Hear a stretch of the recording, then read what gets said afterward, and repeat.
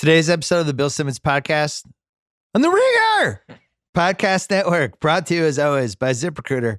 The best teams start with great talent. Grantland was like that. Dave Jacoby's coming on later. We were part of a great team at Grantland.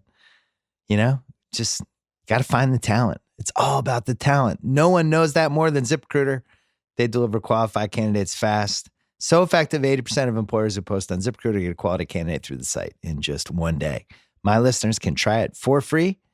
ZipRecruiter.com/BS. ZipRecruiter is the smartest way to hire. Meanwhile, SoFi. Did you know you're being underpaid by your bank account?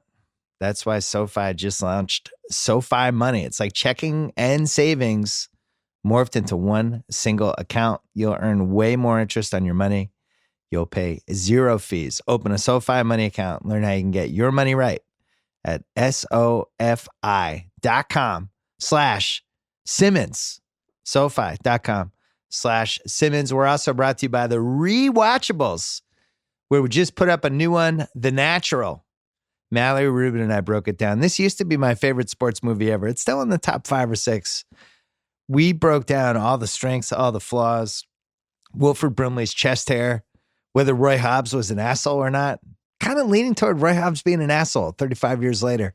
What Roy Hobbs' stats look like in 1939. I tried to figure this out on ESPN in 2001. Now we have more evidence because you can actually see the newspaper print with the clear digital copies, and we have a better sense of the timeline. So we tried to figure that out. And then Mallory crossed like about 7 lines with Roy Hobbs' sex life. So that's all in The Natural on the Rewatchables. Check that out. Also, check out One Shining Podcast. You have basically less than 48 hours to fill out a bracket, and those guys will help you. They did a whole thing on the Ringer Twitter feed this week, as well as a couple podcasts. So you can listen to those and listen to Against All Odds with Cousin Sal, because him and the Degenerate trifecta are breaking down everything March Madness style, as well as I think Tate and Titus are going on that too. We have them just car washing the Ringer basically right now. Coming up, just a whole bunch of people, including Dave Jacoby, who I don't feel like has been on this podcast in a while. Maybe not even since I left ESPN. I don't know. We're about to find out. First, our friends from Pearl Jam.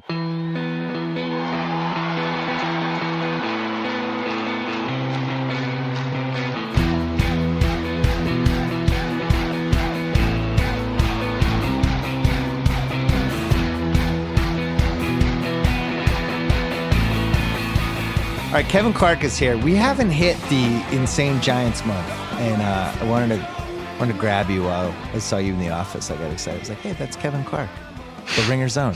The Giants lost their minds. I'd be going crazy if I was a Giants fan. I don't understand really anything they're doing, and they seem like they have become the NFL's official laughingstock. Am I missing something?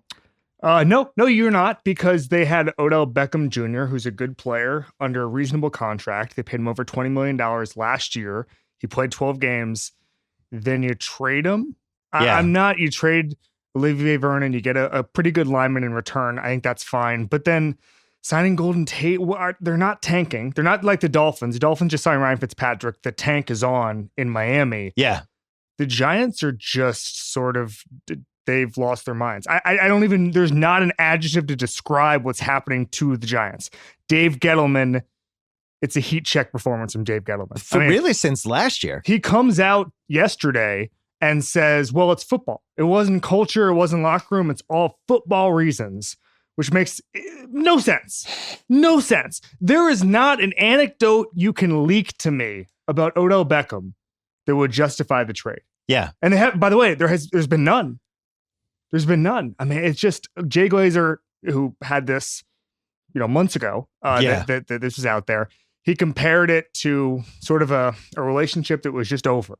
And I don't know, if you're the Giants, why you don't do everything you can to repair that. By the way, he just signed an extension, so just keep him around. Well, and also it's a huge cap hit for him this year. It's like 22 million if they just played him, and 21 million if they didn't play him. Yeah, and at that point, I'd rather just play the guy. And this is, a couple of days after the Steelers took the biggest cap hit in history. Which I didn't understand dead that cap either. in history for Antonio Brown. But not only that, superstars are now undervalued because of the rising cap. Yeah. And the fact that you wrote about this. Positions have not kept up with it. And so essentially what's happening, as we know, no superstar ever reaches free agency. So the middle tier guys set the agenda. And so essentially what's happening is you're getting the Browns are getting Odell Beckham for less than the Jets are paying CJ Mosley per year. And that's true of Antonio Brown as well. Right. So just get those guys when they're available. I don't know why there wasn't a huge bidding war, by the way, for Odell Beckham. Well, it seemed like so many teams had cap space that it's becoming like when you've been in a fantasy auction, right? I have. So there was this stretch with fantasy auctions before people really realized what to do during fantasy auctions, where you could just get awesome guys for like 80, 70% of what they were actually worth. And now everybody gets it. Like I'm in a football fantasy auction and the best guys are going for $65, $75, whatever. And then everybody, cheaps out on quarterbacks and everybody has the same recipe now. And in football now, it seems like there were fantasy auctions were 15 years ago where you're like, all right, I'll take Antonio Brown. Yeah. Great. Now I have one of the best 14 guys in the league. That's exactly what's happening. And now a lot of the Giants people are saying, well, we're set up. You get rid of Vernon's contract. You get rid of Odell's contract. We're set up for 2020. Well, here's the problem. Everybody's set up for 2020. Yeah. Everybody. I mean, I remember when I think Lombardi was on our podcast a couple of years ago and we were talking about it and he was saying, one of the mistakes that they made in Cleveland was overemphasizing cap space. Yeah. Because they realized once they got it, everybody had cap space. The damn Patriots can get cap space. Everybody can get. So it doesn't matter if you're going to do the NBA stuff. It's not like the NBA where you open up the max slots to bring these guys in. It's really easy to just find $20 million in cap space under a pillow somewhere in the NFL.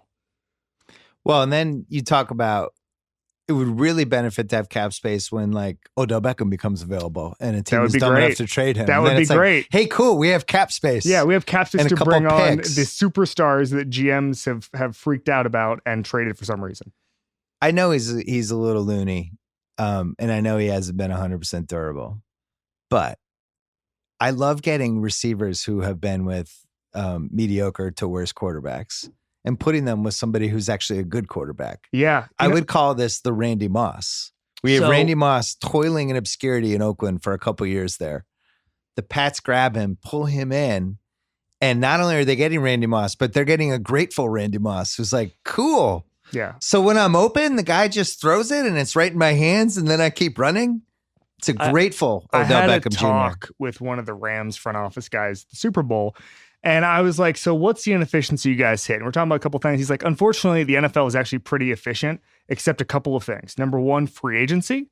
And number two, wide receivers when you don't know who the quarterback is. Robert Woods, and the guy was using an example as Robert Woods as for both of these. Robert Woods was available in free agency at a discount price, but and he was pretty good Buffalo. That year. Yeah. He was in But Buffalo. He was pretty good on Buffalo that He was year. okay in Buffalo. And so it's like, wait, if this guy can get open, no one realizes it, and we can bring him in for 50 cents in the dollar, and he's a value signing. I was way off on Robert Woods because I didn't put enough stock into the fact he was playing with crappy quarterbacks. Yeah. Rams I was trying to figure out who the Pats were going to sign with free agency a couple weeks ago, and I was trying to figure out the good metrics. Adam Humphries. So I was on football. Yeah, I was on Football Outsiders, and they have like DYAR for yards above replacement player, basically. And Adam Humphries was surprisingly high. I'm not sure he's very good, but I was just surprised where he was positioned. He's rich. And Golden Tate was last out of all the guys who qualified. And I'm thinking like, that's weird because I really wanted the Pats to sign Golden Tate. Yeah. That you could say he got traded during the season. That's weird. The Eagles never really figured out to use him. Eagles had no idea. Or you could say maybe he's just not good anymore. Now, if Golden Tate's not good, and then you've gotten rid of Odell Beckham, and then you have Eli Manning, and then you have poor Saquon, who I love, who is just going to be going against 9-man lines. I love this. Has all the makings of a disaster. I mean, a complete disaster. A complete disaster. Also, by the way, if you're going to draft a young quarterback, what better way to bring him into the NFL than into a complete tire fire? Just like bring him into just the most dysfunctional. Let him learn. But maybe from an angry old Eli a skill position players that are besides Saquon, he has nobody to throw to. I mean, but maybe you don't draft a quarterback this year because it doesn't seem like anybody's. But they're not tanking, dude. If you want Tua, you got to out tank a team that just gave Ryan Fitzpatrick a 2-year deal. Good luck. Yeah, that's pretty good. That's pretty good, dude. Well, they'd have to have a lot of confidence in Flores. Plus, to tank? Yeah. Yeah. You gotta be like, hey, dude, this is part of the job. I always feel like Arizona is always in play in the tank thing just because their GM had one of the worst 13-month stretches of anyone ever. So he has to be mentioned. And then, everyone in the AFC East is just suspect in general. Well, they've all at various times employed Ryan Fitzpatrick. Yes. It's going to be nice to have Fitz in the division again. Yeah. It's Kyle, you're glad to see him twice a year. I missed him. He'll throw us some picks. Oh, definitely. It'll be great. I do worry that he's going to win too many games to tank for the Dolphins. If the plan is to tank, I feel like Fitz gets you just a quiet 4 wins a year. I think Ryan Fitzpatrick is Chinese food. It's good for about 3 hours. Yeah. Yeah. But it's like if you overorder and like, I'll have it 2 days from now. You're gonna see the sweet and sour shrimp in there 2 days later, and you're just gonna be like, eh. And that's how I feel about Ryan Fitzpatrick. It's a great idea for like a week. He's made $60 million in the NFL. And it's really fun, and you're like, oh, Fitzmagic. Yeah. And then he has the 4 interception game. We're like, yeah, that's why he's been on 8 teams. I can't believe. So let's go backwards. Yeah. All the Giants have to do is give the tender to Landon Collins, and he costs $11 million. The free agent. Yeah, the franchise. Yeah. Franchise tag. Yeah. Keep Odell because you're getting crushed by him on the cap anyway. Right. And you have him under a fairly manageable deal that you already paid up the upfront money to. They make the trade. They get first and a second, and they get Peppers back because he can play the Collins position. Right. Who they just let go. Right. They could have kept for $11 million. They filled the need that they created for no reason. Who then goes and signs for like double that. I don't even know what it averaged out to a year, but Washington gives him some crazy number. Right. So that happens. They somehow that actually ended up tying up Washington's cap is actually. I guess maybe that was a stealth positive out of this. They don't do anything about Eli. Right. No, everyone thinks Eli's paid done. him his bonus. Everyone thinks Eli's done at this point. There's who is in the Eli's not done yet camp? Dave Gettleman. And maybe Archie Manning. A couple of the Maras, maybe. I find all this astonishing. I can't believe in 2019, with all the intelligence we have, that a team can be this poorly run. How does it happen? Well, it's funny because the story that comes out is that, well, they don't want Landon Collins because he's a box safety. Not good for the modern NFL, plays too close to the line. So then they went out and they got another box safety. So even the leak to justify Landon Collins wasn't even true. Oh, I thought it was just the strangest thing. Just run it back. I think that the sort of Rosetta Stone for the Dave Gettleman era is when he renounced the rights to Josh Norman for no reason. Right. They had him under a franchise tag. He was going to play it. He wasn't going to sit out a year. Josh Norman works his ass off. He was just a little bit upset he didn't get a long-term contract. And so they got a little bit sensitive in Carolina, and they said, we're going to renounce his rights for basically no reason. He signed the biggest, I think, defensive contract in history with Washington right after. But you're coming off a Super Bowl. You've got Cam again. Cam is peaking. You have a lot of talent there, okay? Ron Rivera is a good coach. Why are you messing with this? Why are you by renouncing the rights to your third best player? What? Why? And I think that you need to start asking those questions. And he's now let 2 stars go because they were mildly upset. That seems like a bad. Isn't it your job to make things better, not just let people go whenever they get mildly upset? The Giants fans love to point to Sam Darnold versus Saquon in that pick and how if they had taken Sam Darnold, all of this would have been different. We're sure it would have been that different?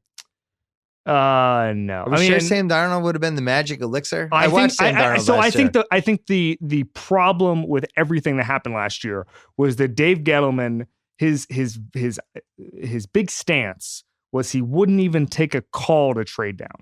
He made fun of the people. Right. Who said you should trade down. He was like did a dick about about it. Keyboard. He did a mock keyboard, as in, don't you blog about me trading down because I'm not going to do it. I'm going to take a running back second overall. So I don't know necessarily if it's Darnold versus Saquon. If you're going to stay at 2, yeah, it's Darnold versus Saquon. I don't know how different that is right now. What I'm saying is You could have. It was in a quarterback draft. You can build a franchise around some desperate team overpaying. Well, what did the Colts get where they ended up getting Quentin Nelson? Yeah, they traded to 6, basically. They went from 3 to 6, right? Yeah. But then they got Nelson, and then they got a whole bunch of other shit. Well, and they drafted 2 All-Pros. That trade made their team. Yeah. And now you have an instant rebuild. You have 2 All-Pros. The Colts have $107 million in cap space right now. You want to talk about Dave Gettleman clearing the decks? Chris Ballard has Andrew Luck under contract, who's an absolute superstar. He has 2 All-Pro rookies who are not up for 3 years and over $100 million in cap space. He just signed Devin Funchess for $10 million. It's a drop in the bucket. Devin Funchess sucks. Yeah, but whatever. Who cares? I have $107 million. Yeah, whatever. He has $107 million in cap space. By the way, Devin Funchess, Dave Gettleman pick. Is that true? Oh, yeah. Yeah, all these teams have cap space, and then they feel like they need to have to spend it. And then there's the Patriots who do the same thing every year, where they just kind of wait it out, and then they do these little. They got some nose tackle yesterday for $5 million. I'm sorry, Bill. They re-signed Ryan Allen today. So there you go. Off-season, put a nice little bow on the off-season. But it was fun though. They got a little frisky they were in the Adam Humphries sweepstakes. They were in the Adam Humphries and allegedly had the highest bid for it, and he chose Tennessee, which I hear something like that, and I'm just like, oh, you're a loser. You're just a lifelong loser. That's what that was. No, I'm hurt. I'm hurt that he didn't pick us. Nashville's very nice. So you think that was a lifestyle decision? How do you not want to be a Patriot? Very nice. We've won 6 Super Bowls. How do you not want to play for us? What's wrong with these people? Nobody thinks about winning anymore. If tomorrow you were like the Ringer is relocating, we're deciding between Boston and Nashville, I think that it would be the vote would be 87-3. So you think a football player would just... Oh, no, I don't know. I don't know Adam just Humphries. Cares about the city he's living in over the success of that team. He's going to a team that has Blaine Gabbert and Marcus Mariota. No, you're wrong. It's Ryan Tannehill. Oh, that's right. So who's out? I think Gabbert is. Mariota's going to be the starter. Tannehill's the backup. They're paying $5 million. So what happened to our man Blaine? $5 of $7 million. The Dolphins picked up $2 million of it. Well, this will be the year for Ryan Tannehill. He's only 31. This is usually when careers take off. I think that Ryan Tannehill is going to be a great. Here's Ryan Tannehill's next 5 years. Okay, phenomenal backup. Wins a game. Overqualified backup. Wins a game.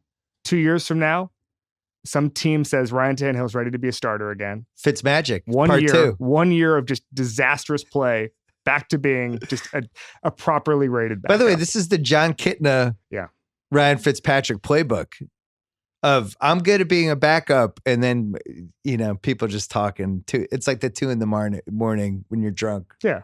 Just kind of talking yourself into a bad situation. Yeah. Yeah. Okay. Kyle, you have no experience with that at all. That's never well. happened to you ever. I thought it was also funny that the Raiders, who trade Khalil Mack, who is one of the best 13 players in the league, and the whole principle behind it is, well, we're not going to win anyway. We can turn him into all these picks. And then they flip it the other way and they get Antonio Brown for a pretty cheap price. Take a flyer on him. But now you're not rebuilding anymore. Yeah. The whole point with the Khalil Mack thing is this is now a teardown. And the Amari Cooper thing. Yeah, this is a 3-year project now. Yep. We're going to have some young dudes. But now all of a sudden, I also have Antonio Brown. On paper, the trade makes sense. But the more I look at it, and I think he's one of the 5 best receivers of my lifetime. Why do I want to put him on this team? Why do I want Carr as his quarterback and John the Fossil Gruden as his coach, and the team's moving in a year? This could be a disaster. I think the team moving in a year is a bigger part of this than we think. They need someone in a good way. Yeah, I mean, you've been to Vegas recently. The billboards have John Gruden on them. That's fine, but I know people love coming to see a head coach. No, I know. I'm just saying, game. you had nothing watching that guy in a windbreaker. At one point, you had Khalil Mack on the team. At one time, you had Amari Cooper on the team. I don't know if Derek Carr is going to be around for Vegas. I have no idea. That contract is easy to get out of. And so you need to start selling some PSLs. That's my thought. So I wasn't really happy. Cleveland is, I guess, the only team that you look and you go, this is awesome. I love what they're doing here. Yep. Just from a They also could have traded for both Brown and Odell. So that would have been That was my idea. I'm talking about from a fun standpoint. Yeah. the only team that got more fun is Cleveland, but then they also have this Kareem Hunt thing. Not good. That I still don't understand why they signed Kareem Hunt.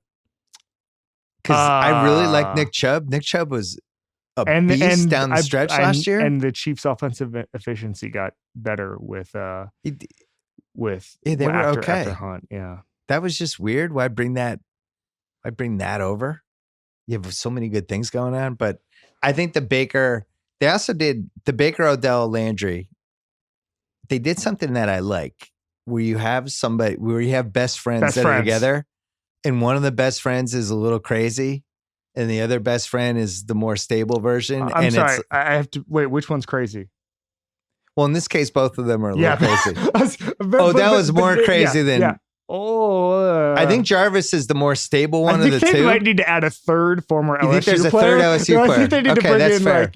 Like, everybody's close with that former punter wing. They need to bring that guy in, and he can just sort them both out. He can just be friends with both of them. Normally, I don't like putting two potential trouble guys together. No, I think they're in this case, I like it. I think they're both, and I think these guys are going to really feed off each other in a significant way. I think their attitude, I guess you could say, I think it's healthy. I think it's like competitiveness, if that makes sense. Like, there's a difference between sort of crazy and competitive crazy.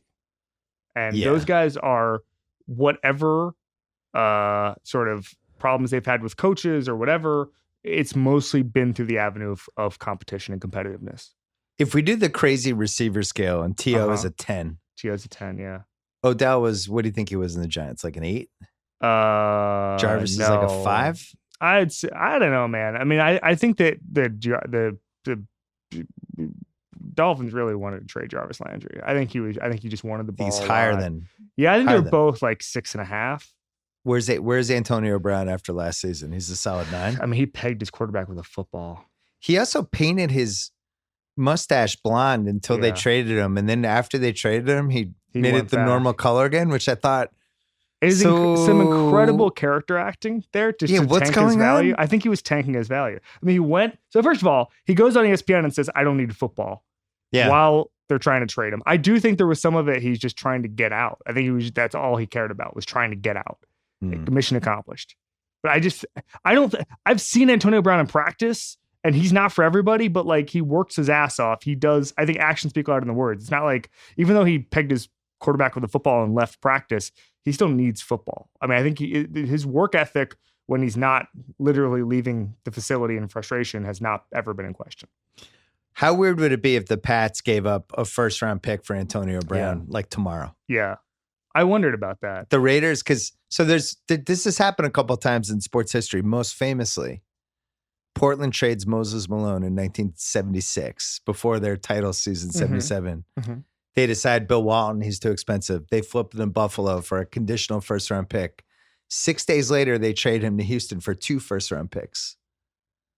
Perfect. So why couldn't that happen here? Because I don't know if you noticed this. Piazza, Florida Marlins is a bit like that as well. The Pats need a receiver. I don't know if you've noticed this. I have noticed this, yeah. Chris Hogan, they've obviously decided he's taking meetings or something, yeah. I mean, he was really bad last year. Then they signed a whole bunch of people that I've never really heard of. I've heard of the names, but certainly not anyone who started for a fantasy team in their life. Right. And they have all these picks, and they don't have the roster spots for 12 picks.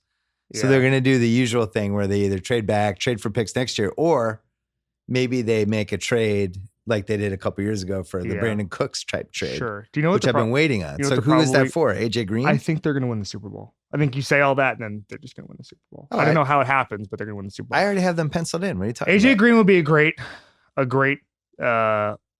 addition. I mean, I think you look at the Chris Sims report from a couple weeks ago that they were aggressively trying to trade for Odell, and you can sort of see the fact that they would be aggressive and they want top tier talent, and they believe that wide receivers are extremely valuable. If you can get AJ Green for 50 cents in the dollar, you do that.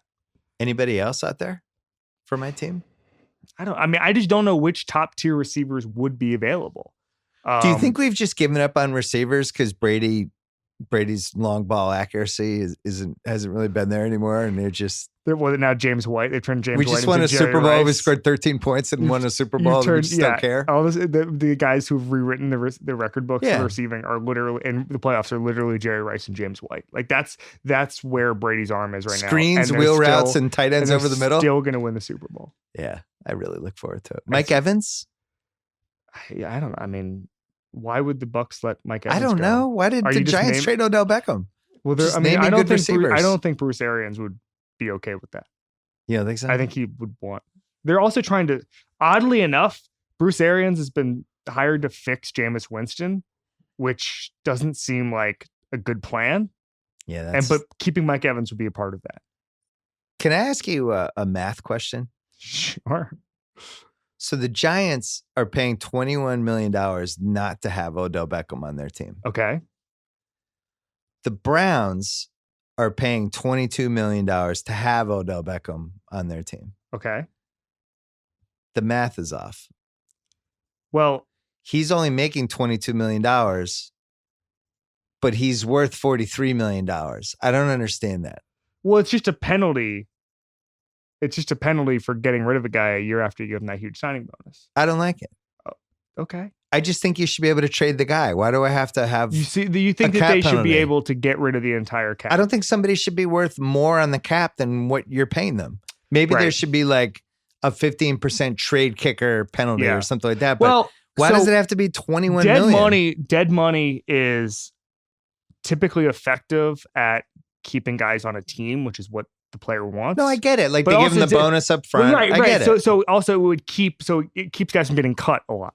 Right? Like you're just going to pay the guy instead of. So the reason like the Derek Carr contract is easy to get out of is because he has almost no dead money. So he's essentially not guaranteed to be on the team after last year, actually. But it's a protective mechanism in some ways. So I can see why it's not. So you think the players union likes having this system where there's just dead money all over the league? No, I think that the players union would want that to come off because they would rather just the money be spent. They would want the Giants to have more cap space so then they could spend the money on a player. Maybe they could. It would be better for the PA, I think.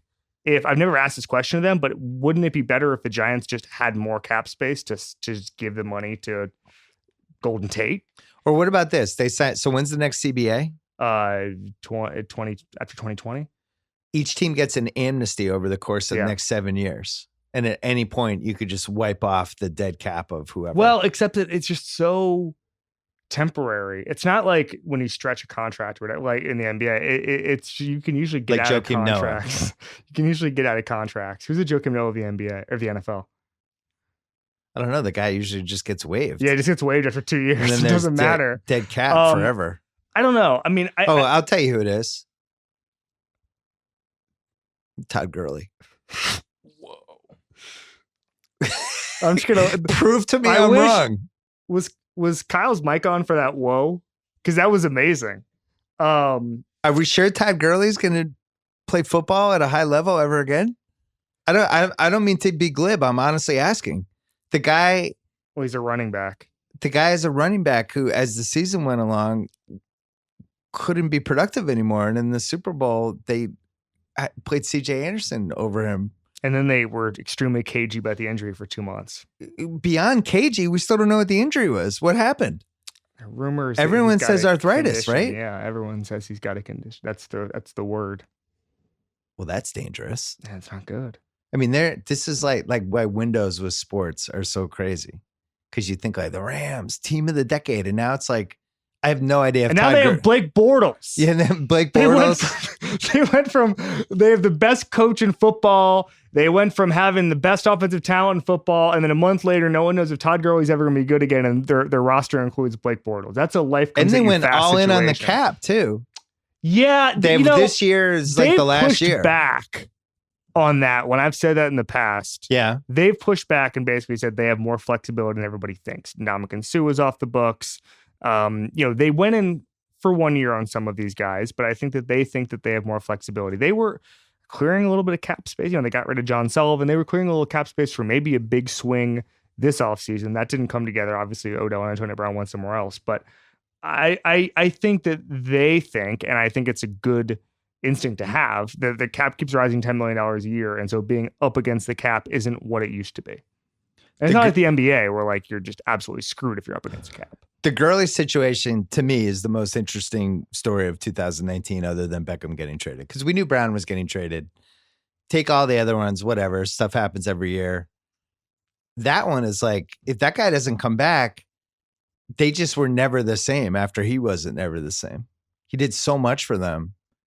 I don't see any scenario where they're as dangerous next year if he's 60%, 70%, and nobody will talk about it. That's the part I don't get. Well, you also have the fact that Niners will be better.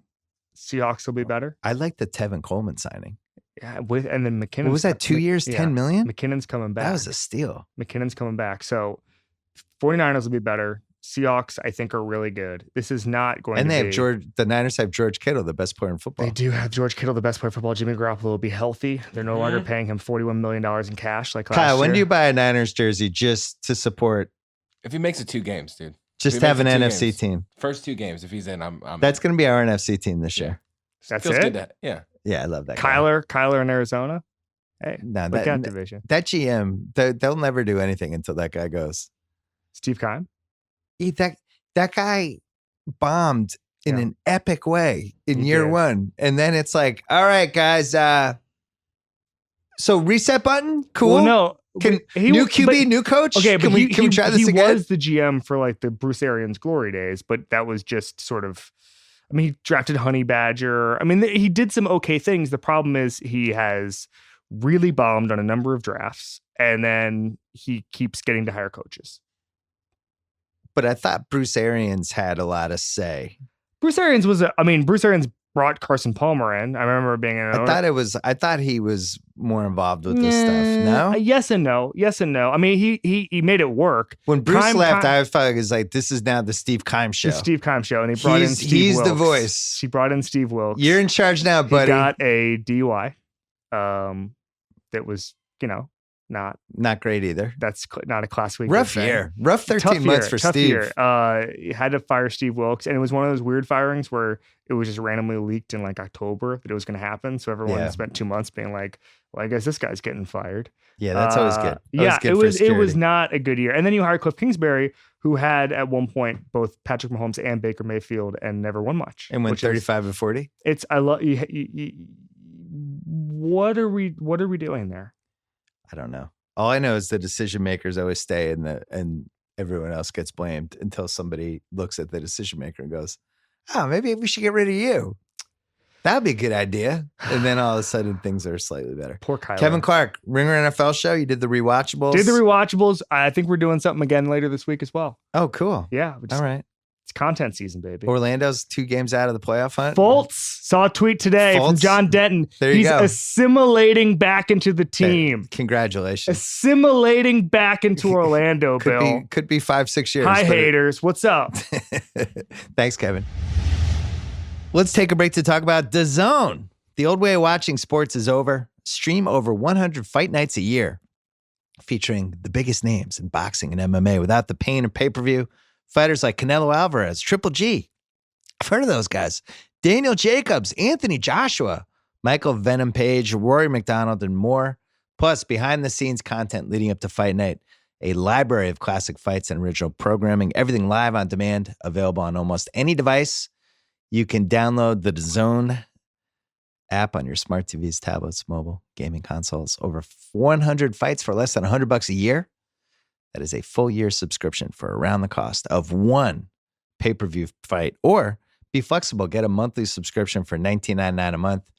You can also get access to the brand new MLB Live Whip Around show. It's called Change Up. Watch only the best plays and get expert analysis every night of the week, brought to you by MLB and DAZN. Getting set up is easy. Just download the DAZN app in the Apple or Android app store. Sign up by creating an account. Then start watching across nearly any of your devices. DAZN. Check it out. All right, on the line right now, my old Grantland teammate, my buddy, a guy I've spent a lot of time with over the years, a guy that the last time I saw in person, I stormed out of a bar because he cheated in Golden Tee, and somebody who got me in trouble when I went on Jalen and Jacoby right before the NBA season and predicted the Celtics would win 67 games. He didn't try to talk me out of it. I'm embarrassed. The clip gets thrown at me. We're still friends. We're friends for life. Dave Jacoby, how are you? I'm great. So glad to be back. Yeah, it's been a while. The czar. Are you still the czar of reality TV or not really? Did you abdicate it? I have not done anything officially in terms of paperwork, and I don't really feel like I've been replaced. And if I were to be replaced, it would be by Julia Littman, and we're basically family, so it's all good. Yeah, I don't. Yeah, she's the queen of reality TV, so maybe there's room for both of you. In my memory of all the podcasts I've done, I've been doing these since 2007. One of the 10 greatest I've ever done was after the first episode of Jersey Shore, when you and I came on the next day and we broke it down the same way somebody would break down the JFK assassination tape or whatever happened to Flight 370 in Malaysia, all that stuff. I still have fond memories of that, Jacobs. I don't feel like we're ever going to have a reality show like that again that has the impact that specific show had. That wasn't just one of my favorite sort of like media appearances. That was my favorite just interhuman conversations of my whole entire life, because we were just so excited about it. I mean, people forget because we're so like removed from it. Yeah. Just how Jersey Shore captured the world. Yeah. Well, and we had, what was it? True Life? We saw one of who did we see on True Life that got us excited? It was a True Life like Summer House at the Shore, but it wasn't the cast. You know what I mean? And it was like a little teaser into the culture, into that like subculture lifestyle. But until we actually saw the first episode of Jersey Shore, and you forget the first episode, like remember Snooki was ostracized from the house? Yeah. Just calling the situation the situation was just like a revelation. Like there's like a human being that calls himself the situation. Now it's just like so common. It's like, oh, whatever. Yeah, the situation, of course. Mike Tarantino. Yeah, I remember going to do like PTI or something in Washington after that show had been on for a year, and actually like trying to figure out where we were going to watch the show that night, which is really embarrassing to reveal now, but it really for about a year and a half there had significant cultural impact. And now people think Vanderpump Rules is now kind of the GOAT of the shows right now. Do you agree with that assessment? No, I think Bachelor would probably be the biggest reality show right now. It's one of those big network shows. I think that the Bravo subgenres are still a step below in terms of audience and sort of like zeitgeistiness. But do you think that there's nothing better? I remember we went to All-Star Weekend in New Orleans, I believe, which is we won't have to tell those stories. But I remember Vinny from Jersey Shore was there, and they were treating him like 2 Chainz would be treated today. He was like front row everywhere. It was just like full treatment. Players coming over to shake his hand and introduce themselves. It was just like Vinny from Jersey Shore. Yeah, well, I think Vanderpump, maybe it's not the most watched reality show, but it's the most like respected for what it does for the genre, right? Or am I wrong? Absolutely. Yeah. I mean, in my mind, I pray to the Vanderpump Temple twice a week. Yeah. I watched last night's episode. I plan on watching. I watch each episode twice because of the nuance. And sometimes if I've already seen it, I turn it on just to have it on in the background while I like go around the house and do things, just because I like being around those people. I love Vanderpump. So after I did the 67 win team thing on Jalen and Jacoby, we did a gimmick. We brought it back. It was an old Grantland basketball.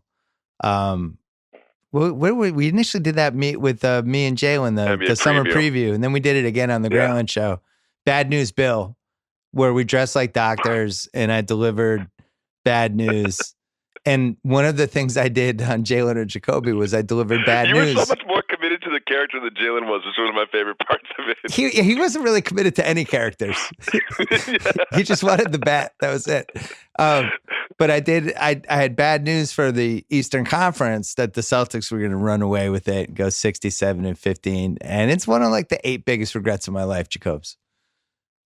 Well, at the time, it made a lot of sense. Thanks. It really did. If you look at the previous Celtics performance, you've got Brad Stevens. If anyone can weave in Kyrie Irving and Gordon Hayward, those 2 all-star top performers, anyone can just take care of the chemistry issues and the on-court stuff. It's Brad Stevens. We all believe in President Brad Stevens. At the time, it made total sense. It was like almost.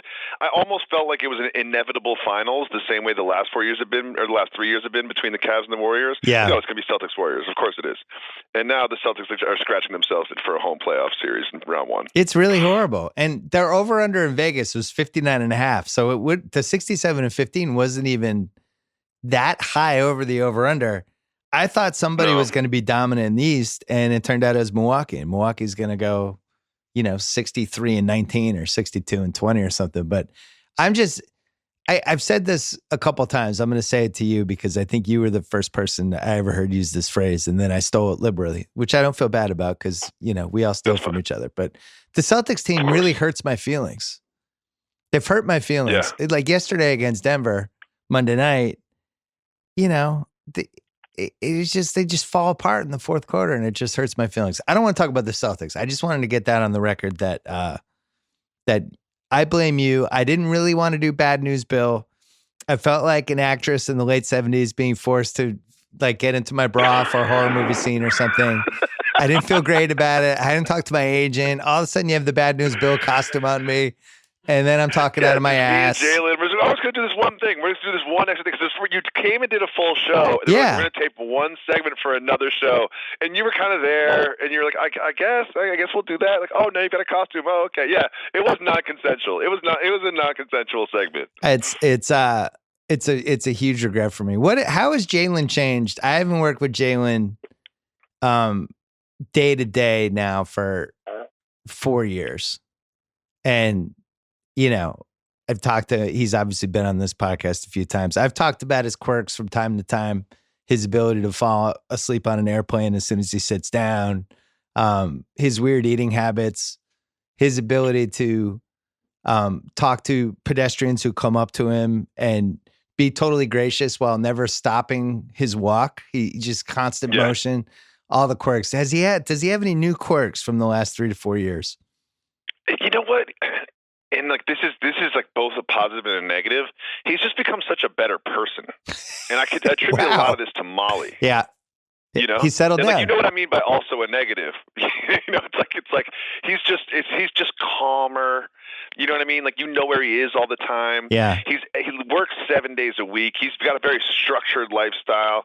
He's on the air every morning at 8 a.m. So it's cut down, if not completely eliminated, any sort of nighttime activity outside of sitting in his basement and watching NBA games. Right. He's just really just a much better person. And he literally works 6 days a week and probably travels on the 7th. So it's he's just very structured life here. And he lives kind of outside the city. I won't say where, but he's got a driveway and a lawn. Oh my God. He's definitely settled. Let's just say he's a much more settled person. But you miss the old Jalen. Yeah, I would say 5 years ago, if I told my wife I'm going to go to dinner with Jalen, she would be like, "Oh, okay, you'll probably be home at 2 a.m. and and just sort of make a mess and fall over yourself, and then you'd be nothing the next day." And now if I'm like, "Hey, I'm going to dinner with Jalen," she's like, "Cool, I'll see you at 8 o'clock." Wow. Yeah. Things have changed. Has he gotten more old man on the couchy with stuff? With the too many, these teams are shooting too many threes, any of that stuff? Oh, no, not that. Yeah. No. He's not that. He's not that. But another thing has changed is I've been trying to get him to play basketball for about a year and a half now. Yeah. And it has not happened. It's because he's old. He no longer plays basketball. I was like, I love basketball. You love to watch basketball. That's my new dig for him. Oh, that's painful because he played basketball his whole life. He had one of the great old man pickup games I've ever seen, if not the greatest. Just the constant spin moves, just spinning, and then he ends up with a 5-foot lefty hook against anyone. If you Google Jalen Rose highlights, there's nothing comes up. He doesn't have signature highlights, there's no big crossovers or dunks on people or even anything that's particularly athletic or impressive. But if you look at his stats, somehow he got 25 points every single game. None of them are remarkable. Yeah, he was good for, especially during the Indiana years, 22 and 7, 22 and 8, whatever. So you guys have been doing this show now. What, an hour a day now for what, 3.5 years, 4 years? Well, I'm not good at recollection, but we moved to an hour, I think, 5 months ago. So it was a half an hour. So it was a half hour, but it was still, you would tape them long and then cut it down. Yeah, if you could tape them long and then put some podcast exclusive stuff because you can't just repurpose your TV show as a podcast. But now we're an hour every day, ESPN2 at 2 p.m. So give me the non-basketball sports that What's Jalen the wobbliest with? Hockey? Soccer? Soccer and then hockey. He pays attention to college basketball, baseball, the big three American sports. But like even me with hockey, it's like I don't even know who's good right now. But for like the Stanley Cup Finals, I pick a team and like get involved. But that's about it. My theory with hockey is that the diehard hockey fans pushed everyone else away. They didn't want us. They didn't want casual Being fans. a soccer fan is like that too. Yeah. Like if you're like trying to talk soccer with your soccer fan friends, like they just make you feel like you're not welcome. Yeah. I was like, all right, well, thanks, guys. Yeah. They were fine without us. I didn't know Lukaku got transferred. Like, oh, my bad. I thought Lukaku was still like, on this team. You know, it's like, all right, guys. Mbappe. Mbappe. Yeah, they're just good. They don't want the sport to get any bigger. They like having their other diehards to talk about, and everybody else can fuck off. That's the attitude of soccer. I always called it the. I remember I wrote about this 10 years ago, and I called it like the status quo, something like the quest for the status quo, or keep the status quo, and just like we don't want.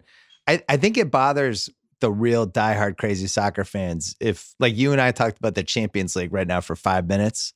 Somebody's driving, no, stay away from that. No. Yeah. Which is fine because we have basketball to talk about. You had Damon Jones on. And big news. Told the Viral soup clip, story. Bill. TMZ wrote about it. You got a TMZ story. Yeah, I walked into a meeting today, and then one of the guys was like, "Congratulations on being on TMZ," and I was just like, "Oh God." It's like, oh no. I was like, what did Jalen do? The headline's going to be like, man spends $20,000 on golden tea in 3 months. You know, it's like, oh no. You know, like what could this possibly be? Like 3 kids neglected, golden tea scores lower and lower every day. I was just terrified of something, but it was really just Damon Jones coming on the show because I asked him about soup. Obviously, when you know Damon Jones is coming on the show, you're like, the first thing that comes to mind is I have to ask him about the soup thing with J.R. Smith. But you don't know how he's going to be. Yeah. So I had it in the rundown. He sat down in the chair, and I was like, look, man, like, we don't have to talk about this, but, like, you know, I have to ask you about the soup. So, like I gave him an opt-out, you know, because you do this a lot. Like, you really want to talk to somebody about something, but you don't know if you want to mention it beforehand. It's kind of like asking if you can kiss somebody. Yeah. You know what I mean? It's like it can kind of go one of two ways. Like, you know, like back when you were a million years ago when we were both single, it's like, do you say, like, hey, can I have a kiss? Like, it's just kind of corny. You should probably just, like, lean in and do it. So I asked him, and he was like, yeah, man, I'm ready to talk about the soup. So then we asked him about the soup, and it turns out my main question was, did he throw the bowl at the soup? Because I watch a lot of reality television, and you know, if you're going to throw a drink at somebody, you really just throwing the contents of the drink at somebody. Yeah, you're not throwing the glass or the cup or the bowl. No. And then my real question was, because in my mind, J.R. Smith threw the bowl as well, just because that's who J.R. Smith is. He's committed. And that was the question. It turns out that he did throw the bowl as well. And Damon Jones offered that it was a full, not just was it a full bowl of chicken tortilla soup, it was the first, I think he used the term ladle, like the first ladle, which is a weird vocabulary term for Damon Jones to pull. It was like the very freshly ladled. So it was a brand new hot soup that was very hot all over his chest and shoulder and on the wall. I mean, that almost sounds like a criminal offense. It sounds like you could have like light burns. Yeah. But you could never like treat yourself for them because you can't like go to the hospital and be like, so what happened? It's like, well, J.R. Smith threw a bowl. He threw a French onion at me. Yeah, it was chicken tortilla. Oh, chicken tortilla. That's right. I forgot. Well, that's cool. At least we solved that. Yeah, we saw that. And I was like, Damon, like, man, when did you talk to him? Like, that would take me a few days. And he was like, oh, it's 3 months. 3 months we didn't talk. Wow. JR, complicated guy. I know you watched The Bachelor season where the Colton fence jump. See, I know you're on the show every day with Jalen, and he just doesn't care, and he doesn't want to talk about one of the great athletic feats we've ever seen. Did you? Well, it's also like this is one of the reasons I'm really no longer the czar of reality TV because I feel obligated to watch sports at night. Right. So I only get select reality TV viewings. Right. Well, you saw this. So I had to be very picky. I saw the fence jump. It was basically the Bo Jackson moment for reality TV that we never knew we wanted, which we've had before. Like, I feel like CT carrying bananas on his back was way up there as well. We're just a superhuman feat. But this would really topped it. And it really ended up saving a horrific Bachelor season. The fence jump it was like having a Hail Mary in a bad football game that, that all we remember now is the Hail Mary. Really, what I think this fence jump was is anyone who's watched the Bachelor and Bachelor franchise as closely as we have is it's become like a bit where Chris Harrison promises the most shocking thing, or they tease something that's happening, an ambulance that pulls up, or they tease. It's kind of like what was it? P.T. Barnum used to put like a big sign that said like the great egress this way in the middle of his circus tents, and egress actually means exit. So it's like you're teasing something that never pays off. It just kind of keeps you moving. Yeah. But all of those like fake teases in the last decade of this franchise were all leading up to this, like the tease that actually pays off. Yeah, I agree. And what's weird is they showed it in the trailer, but it still had real impact. It'd be like if you showed a Hail Mary that hadn't happened yet during a football season, but then everybody's still blown away by the Hail Mary. Do you think he lost his virginity in the coitus suite? I love that you call it coitus. What? The coitus suite. I was saying I did that for you. But coitus is even better. I do not. I'm still sort of like a virginity truther with Colton. Like I'm still just like, he probably did at some point, It's a weird thing to hold off on, especially as a football player. When you've had a handsome football player who's had loads of opportunities, it's just a weird thing to have intense focus toward preserving. To be like one of the top 4 college football players for 4 years on campus, it would be hard not to coitus, as you would say. Coitus is your word. I'm just using your word. Yeah, it's coitus is how you say it, though, Bill. Coitus. Yeah, but coitus is funnier. Coitus is what you get after you sleep with somebody in the jacuzzi on top of the roof of the Jersey Shore house. That's coitus. Coitus is the word. Coitus is much funnier. It is. It sounds gross. Like I tested positive for coitus. It's like, oh no, I'm going to put a hazmat suit on. Well, I don't know. Can you give the listeners 3 things you miss about working with me 4 years later? We spent 4 intense years together. What are the top 3 things you miss? Oh, God. All right. Number 1, Bill's weird salad orders. Bill gets salads. Like, we all go to these places. They're like, oh, salads. Like, you can kind of like choose your own salads. They have their pre-made like 15 salads on the board. And those are all like salads that have been sussed out. Chefs have been involved. They're like the balance of food and pH balances are all like well done. Bill goes rogue. Most people do go rogue, but we use like certain themes. Like, I'm just going to get like chicken with some like, Southwestern sauce and onions and peppers. Like we kind of like make a sensible thing. Bill goes, I'll take some beets. I'll take some steak and some feta cheese. I never took steak. And then like vinegar. It's just like the weirdest mixes of food. I never took steak. So weird. I don't eat meat for lunch. It was usually beets, carrots, falafel, cucumbers. No, you're misremembering. You used to go steak, buddy. Yeah, I guess it was a while ago. Well, that was when we were playing basketball. I needed the red meat. All right, so that's one thing. Weird salad orders. Meetings. Like other leaders might schedule meetings 10 days ahead of time and have a structured agenda and keep things to an hour and things like that. You know what I mean? No. But Bill would have impromptu meetings that would be about like, hey, like, what do you think we should do with Grantland?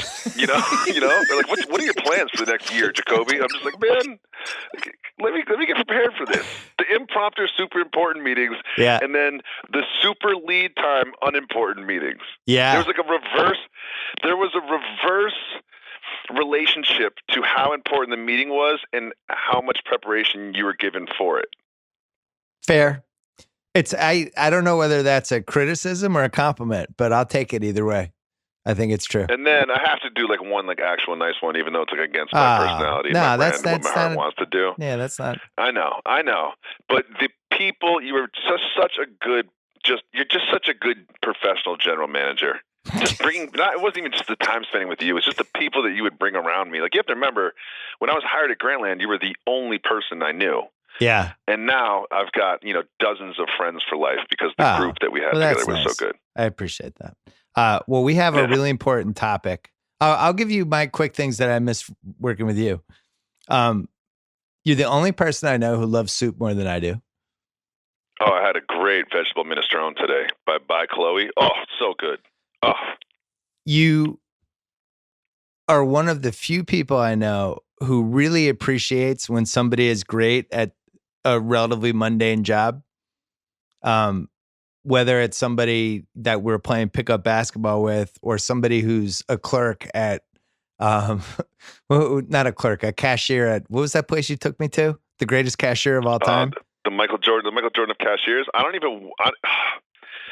It's called Flavors, but there's multiple locations. Yeah. So if someone in Manhattan would trying to find this goddess of cashierdom, they would not be able to locate her. Well, you told me we went to this place and you were like, I've been fascinated by this person for years. They're the best I've ever seen at what they do. And you'll understand when you watch. And then we were in line and all of a sudden she was taking credit cards from like 2 different customers at the same time while also boxing 7 different soups from 5 different people. Yeah, opening up the bag. You know the big like wrist flip that someone does to open up a paper bag? She's got that so down. Good. She can do 2 at once. It was one of the great things ever. And then the third thing, just really fun to run the high screens with you. Yeah. Back in the day. Although I'm retired. Hoops with you. So I have to replace that to the fourth thing. You're the only person that I had in my life who could stay up as late as I wanted to play blackjack. Everyone else quits on me around 4:00. No way. Yeah. That was it. It was just 2 of us. At blackjack, like, you know, the thing is, like, if you like really care about blackjack, they're like, here's the thing: if you're winning, leave. Like, one way to lose money is to play blackjack for like 10 hours. The odds are against I'm like, you. Cool. Get it. I totally get it. I understand. Get it. Got it. All right. That's how I play blackjack, though. And if that's gonna hurt my earnings, that's fine with me. But that's my technique: stay for 10 hours. You're like, I'd rather play until when somebody looks into my eyes, there's nothing there. Yes. It's just an abyss. That is my. I want to play blackjack to the point where I have to cancel plans for the next 48 hours because I'm not the same. All right, we're gonna take a quick break. Then I have a very important question for you. Let's take a break. Talk about Yahoo's sports. There are a few heartbreaks, a few surprises, and now it's time for the madness. If you haven't done so already, head to Yahoo Sports, fill out a free bracket before games tip off tomorrow. This year, America's Best Bracket is worth $1 million. That's America's best bracket, not America's most perfect bracket. You just need to have the best one. That's a free contest for a chance to win $1 million. Only at Yahoo Sports. There's no wrong way to fill one out except for not filling one out at all. Download the Yahoo Sports Fantasy app. Complete yours today or get picking at yahoo.com/best bracket. The tournament tips tomorrow. So it's not too late. And check out Against All Odds with Cousin Sal because they're doing their big March Madness show this week. And also check out One Shining Podcast with Titus and Tate. They've been breaking down the brackets and doing a whole bunch of stuff for us all week. So there you go. All right, here's why I had you on after 25 minutes of foreplay. It struck me recently as I watched LeBron's bizarre 2019 season and the fall of somebody that is in the conversation for the GOAT. I'm still not ready to put him ahead of Michael Jordan, but just the abruptness of it and how he looks the same, but something has clearly changed. Opponents are less afraid of him. It really does feel like the beginning of the end. We got to assess this all on a big picture thing. Look backwards, remember the great moments, the career arc. Mm-hmm. And it struck me that I've been going through this with another great athlete, another GOAT candidate that I've spent a lot of time thinking about, the one, the only Johnny Bananas. And so I started thinking about the parallels between LeBron and Johnny Bananas. Now, Johnny Bananas has won 6 challenges, right? LeBron has only won 3 titles, but LeBron, if you count the MVPs, it's right around the same level of all the finals trips. It's right around the same level of excellence. They're equally decorated. Equally decorated. Bananas comes to kind of prominence in 2006 in the 2005-2006 range for the Real World Key West. That's where we met this person. And then goes into the challenge the next year. Makes the final of Inferno 3 that went from April 10, 2007 through July 10, 2007. Who else made the finals during that stretch, Jacoby, for the first time? Oh, that'd be LeBron James. I mean, if you want me to start pulling things from 2007 from reality TV, you're really talking to the wrong person. I'm saying that was when LeBron James made the 2007 NBA Finals. Oh, sure. Yeah. I think, man, who did Bananas face in the finals? And I was like, Bill, you know me well enough to know that I don't have that kind of. They rise to prominence. He wins. He ends up winning 2 things later, ends up winning 6, makes 2 more finals. His last thing that he won was the Challenge Rivals 3. That was when he double-crossed Sarah. Yeah, a legendary moment. The timeline for that one, May 4th to August 3rd, 2016. What else happened during that stretch? LeBron James' only Cleveland title.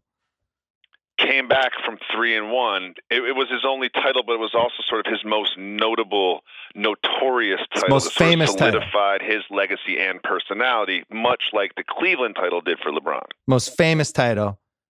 Johnny Bananas has not won since. LeBron has not won since.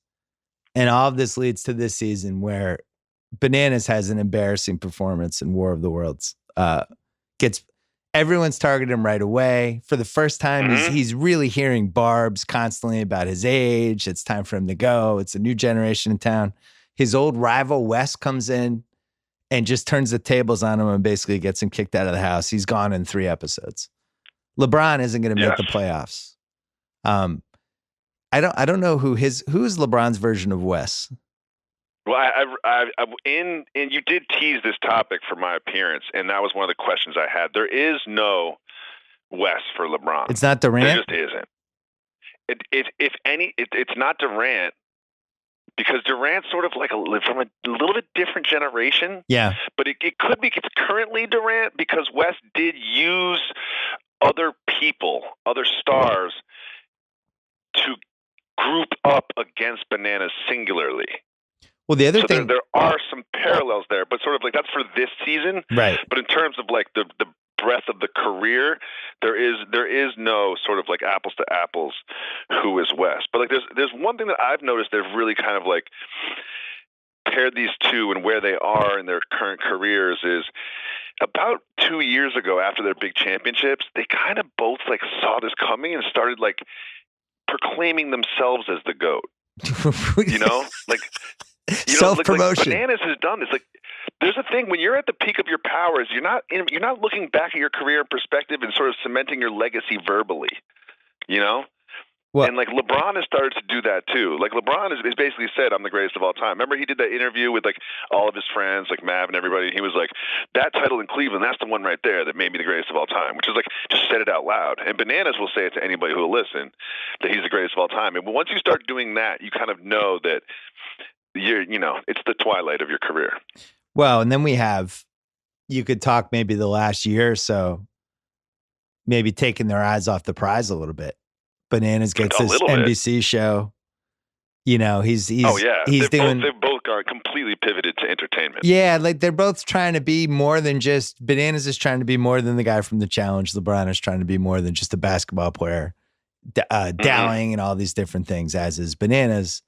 Maybe taking their eye off the prize a little bit. And then I don't know what Bananas' version of moving to LA and playing for a Lakers team that's being run by a bunch of shaky people. I mean, it's Bananas is now. It's almost like.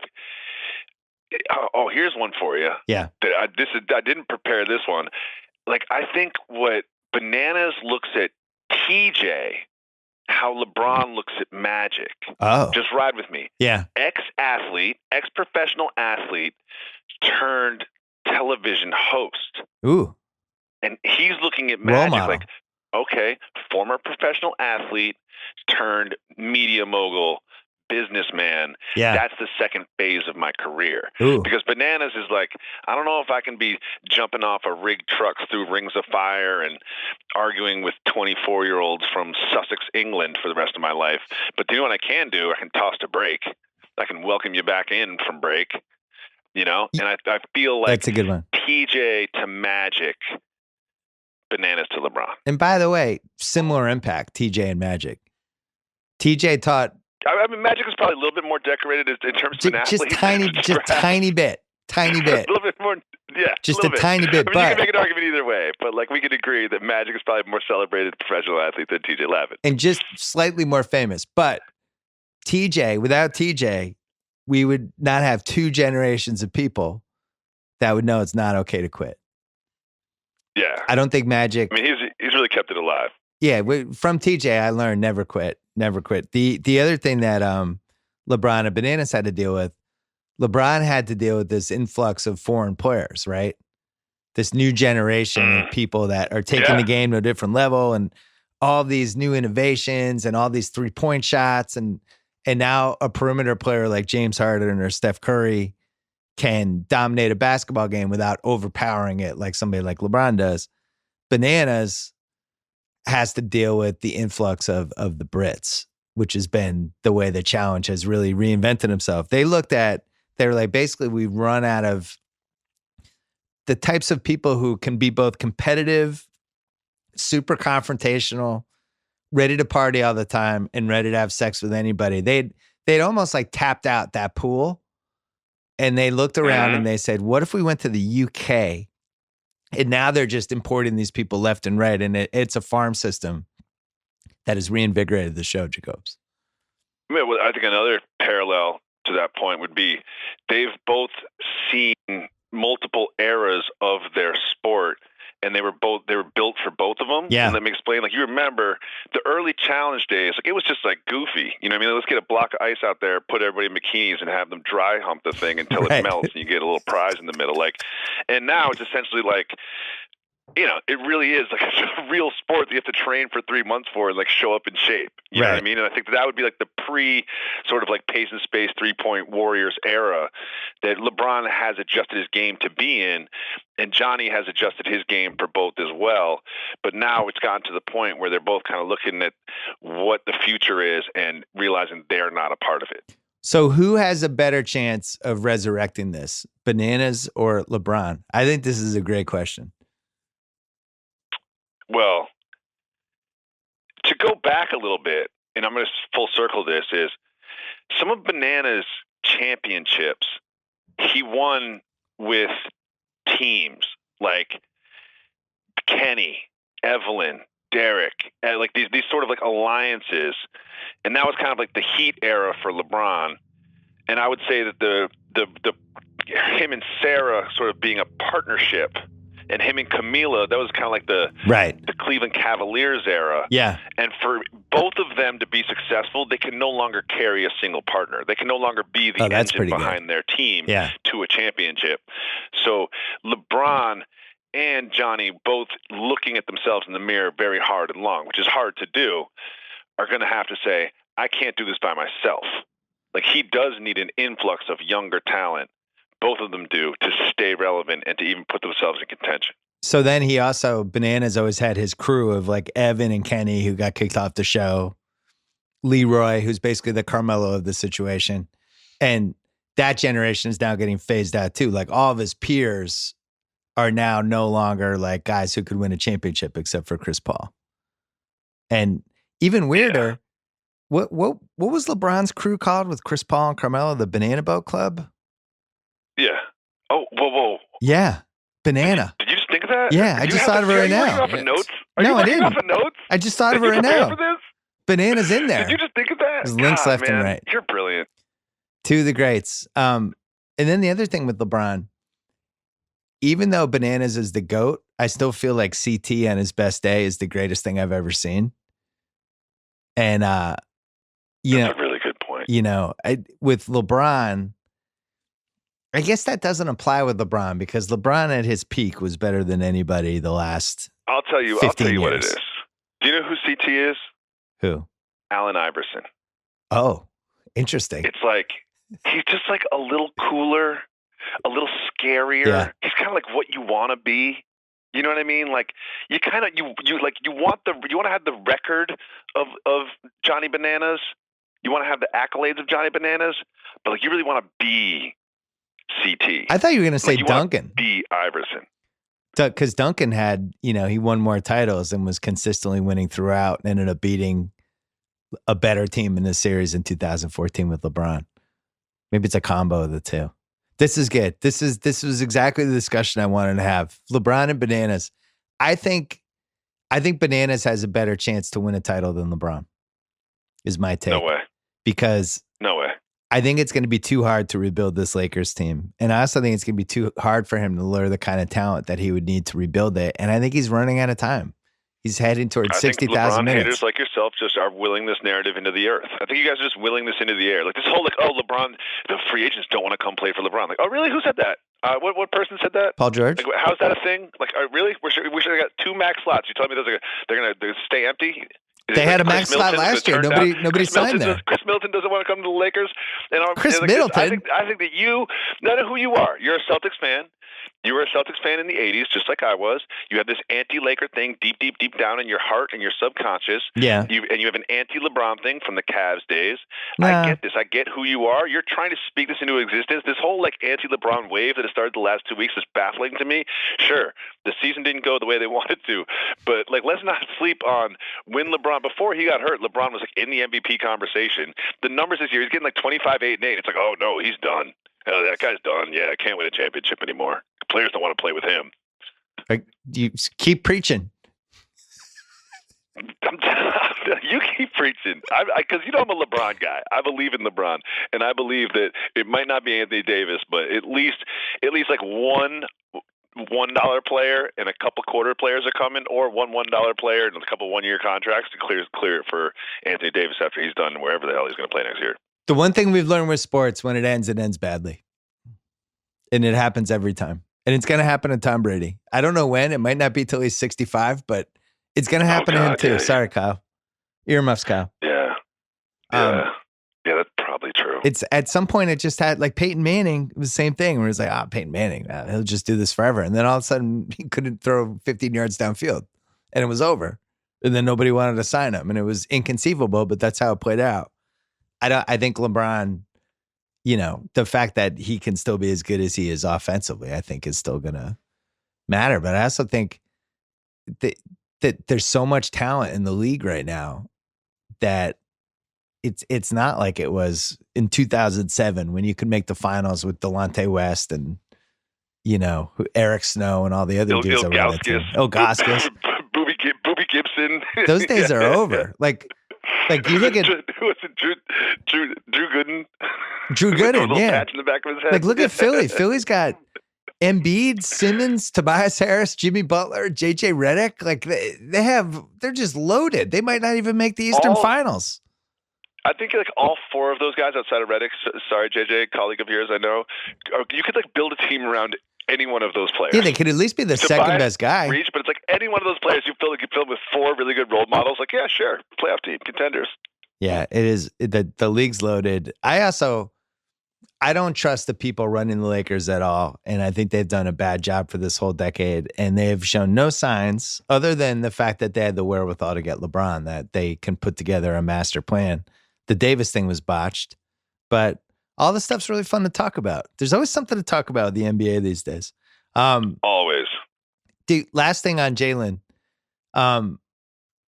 What's going on with his social media? He's just getting weird? What's going on? What's going on with him? Jalen here's a good parallel. Yeah. Early in the Twitter days, me and Kevin Wiles were just like, Bill, you're going to be great at Twitter. You're a natural writer. It's this really fun space. You can only write 140 characters. Like, that was a weirdest thing. It was like, you can only write 140 characters. Yeah. And you just have these thoughts. You just kind of put them out there, and nothing really happens. It's just a fun place to scroll while you're pooping. Yeah. And you're like, no, I'm not going to do it. I'm not going to do it. You guys talked me into it. And then when you signed up for it, it just took off so fast. Yeah. It was just it was a flame to gas. And I feel like Jalen has done that recently with Instagram. And I'm 100% here for it. So much. I just love it, because I know every time when I say goodbye to him and he leaves, that I'm still going to see him 4 or 5 times later that day. So he's done the thing where he got super competitive and fixated on improving whatever his situation was with something, and now he has devoted those attentions to Instagram. Yes. I'm here for it as well. I'm here for it. Every time, you look at stories, there's like an algorithm that like pushes whichever ones are like the first ones there. Yeah. Like Jalen's just constantly right there for me. Always. Always. Where would you put Jalen's Instagram against my dad's Twitter if you had to rank them? That's not fair. That's not fair. Your dad's Twitter is my favorite thing going right now in social media. With the anti-Kyrie thing with the good riddance at the end, I just bookmarked that because I know like after Kyrie scores 10 points the last 2 minutes of a game when they're down 6 to like will them to a 6-game victory over the Sixers in like round 2 of the playoffs. I'm just gonna refresh your dad's feed for him to walk that back. I can't wait. I don't think he realizes that the tweets live on for eternity. I think he thinks they just vanish after 6 minutes. That's fine. I'm here for it too. He's very traumatized by the Celtics season, though. Hopefully things will get better. There's only 11 games left, and it's all your fault because you made me do the bad news Bill thing. But that was totally my fault. And I know how you feel about jinxes and reverse jinxes and everything. Bad. And you were, I think, in that moment, you could see it on your face that you were just like so proud of this team and this team on paper. But before you get rid of me, I do have a question for you. Like, this is something I've been asking myself for the entire season. Yeah, I'm looking at myself in the mirror, and it's hard to say this. I have no idea who is good in the Eastern Conference. Like, which of these 4 teams is going to win the Eastern Conference? I literally have no idea. I would give 25% chance to all 4 teams in the Eastern Conference. Sorry, Indiana Pacers fans. I would probably lower the Celtics odds a little bit. So if you had to dole out 100 percentage points to those 4 teams that we all think could come out of the East, how would you allocate those? Well, the funny thing is I could do this, and then a week later, the percentages could be totally different. Right. That's what I've been doing all year long. Because right now it's the Bucks are plus 180, Toronto's plus 275, the Celtics are plus 325, and so is Philly. My whole thing is when in doubt, bet on the best player. Giannis is the best player. So that's who I would pick. So I would say 40% Milwaukee, 25% Toronto, and then like 20% Philly, 15% Boston, something like that. Right now. But I could change my mind tomorrow.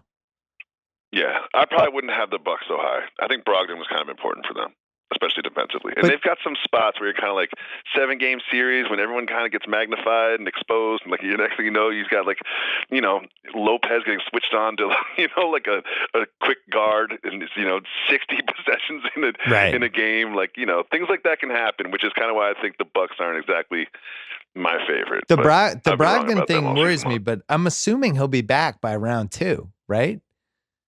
Because they don't need him for round 1. Maybe back by game 3 of round 2, but like really back. I don't know. Yeah, you're right. I should lower it. I thought he'd be back by round 2, but maybe if it's longer than that. I agree with you. I think he's probably either 3A or 3B with Bledsoe. But when you watch him, he makes so many clutch plays for them. It's really hard to think how they would replace that in a playoff series. He's a good defender, which is important in playoff series. I like Toronto's 5. I worry about the bodies of some of those guys holding up. That would be my fear with them. Like, can Kawhi hold up? What about Gasol? Kyle Lowry, he just got hurt 2 days ago. But always seems to have some sort of injury, and whether they could keep those guys, it's pretty grueling. You need young bodies at some point. It's great though, and I love Isaiah Thomas. What do you think about Isaiah Thomas sliding into the Celtics DMs last night? It wasn't a slide. I think he barged. It's like, whoa, this is getting weird, dude. He misses it. I feel bad when he clearly really loved it in Boston and really misses the relevancy that he had. But when he says stuff like, if I had stayed, we would have won a championship. It's just, he just seems like an insane person. Because when he left, he hasn't been healthy since. So they definitely wouldn't have won a championship. I think if he had phrased it like, if I had been able to stay healthy and I had stayed here, I think we would have won a championship. But it's almost like he forgets that he hasn't been healthy in 2 years. So I don't know. I feel bad. Yeah. And, I think the Celtics, the way that when they were playing him when he was injured and God knows what happened on that front, but he's never been the same since he gutted it out in that playoff run. And the sister, there was just so much. Oh my God, I just feel bad. Like I hope he can come back. If you're Danny Ainge, I feel like Danny Ainge would just like look at him and just be like, they offered us Kyrie Irving. I know. Sorry, buddy. You know what I mean? It's like it was Kyrie Irving. Like we loved you. We planned on backing up the Brinks truck. It's like you wanted, but they offered us Kyrie Irving. I know, but we'll never know how hurt that they knew that he was. They definitely knew he needed some sort of surgery because that was why the deal almost got held up. But my question is, could he reinvent himself as a Lou Williams type of player on a really good team? Could he be, once his body gets healthy, could he be a 25 to 26 minute instant offense, can completely swing a game and potentially be a crunch time guy every once in a while for a team that needs somebody like that? I think he could, but I don't know how healthy he is. But my problem is, I really think he's going to get another minimum contract next year. He's going to get another 1 year minimum contract. He's looked really bad. He looked bad last night too. All right, Jacobs. You can. What time is Jalen and Jacoby on? ESPN 2 every day at 2. You can also subscribe to the podcast every single day, Monday through Friday. And there's no reality. You're not doing any reality TV at all. Oh, I'm absolutely obsessed with Vanderpump Rules. No, but you're not. You're not talking about it anymore. This is a safe space, right? Yeah. I've seen every single episode of Lindsay Lohan's Beach Club. Every single one. Every single tough one. Times. Not sure that one's getting renewed for season 2. I'm not sure she's sober. Yeah, it's not great. Jacobs, a pleasure as always. I will talk to you soon. Thanks so much. Thank Chef you. And nephew Kyle. Hey, Hulu's paying some of the league's best players a lot of money to do some pretty crazy stuff. Joel changed his nickname from The Process to Joel Hulu Has Live Sports Embiid. Damian Lillard got a tattoo that says Hulu has live sports. Clearly, they want you to know that Hulu has live sports. Hulu plus live TV offers 60 plus live and on-demand channels. Tons of shows and movies, exclusive originals. Get rid of cable. Switch to Hulu plus live TV for only $45 a month. Watch your favorite teams and the biggest games all season with no cable required. Watch on the go and on all your favorite devices. Restrictions apply. Learn more at Hulu.com. All right. On the line from the Ringer, Shea Serrano. Perfect time to call him. We not only have a big San Antonio Spurs resurgence, but a 2-hour plus South American heist movie starring Ben Affleck and a bunch of other dudes on Netflix that I know he's watched that more than once. Quickly, just give me the 60 seconds on the Spurs comeback. We're winning the 2019 NBA championship, Bill. We saw proof of it last night. Big Davis stepping up late in the game. It's kismet. This is the year that we win it again. It's perfect. So you actually believe in this team now? Oh, I've never doubted them, Bill. Stop. Go back to the tape. Come on. No, you win 9 games in a row. And who did we beat during that period? We beat the Thunder. We beat the Warriors. Like, if you beat the Warriors, you're the championship favorite now. Yeah, that's how it works. Well, what happened?